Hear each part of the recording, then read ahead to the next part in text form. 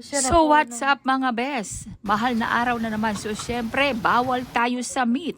Bawal tayo sa yobab, kaya kailangan tayong mag-isda muna. Kaya for today's video, magluluto tayo ng pesang isdang tilapia. So anyway, pinirito ko muna yung ating tilapia.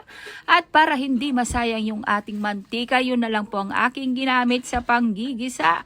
Nagisa lamang ako dito ng luya, sibuyas. At hinalo-halo ko lang para maging golden brown. Para maging lasa, maglagay ka ng cubes at halu-haluin mabuti. Tapos add ka ng mainit na tubig na kaagad. Para kumukulo na. Pwede rin naman hindi kumukulong. Ilagay mo.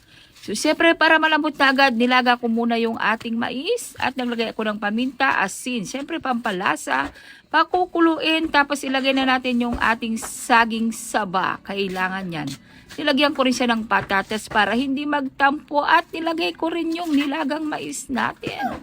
After that, ay nilagay ko na yung ating piritong tilapia na walang kamatayan by Idol. At syempre, wag na wag mong kakalimutan ang mga gulay pampahaba ng buhay.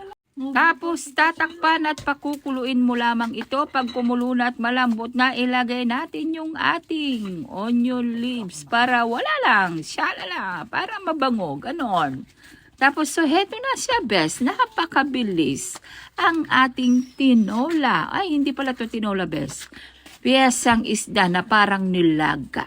Kailangan ko na itong tirahin at iyahon sa kahirapan.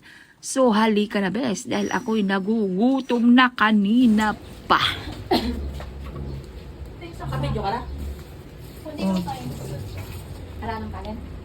Hindi pa. Ba't kami nagulok? Oo. Hindi ko pinapang... Ay, ano mo? Oven ako. Gusto ko lang mga is.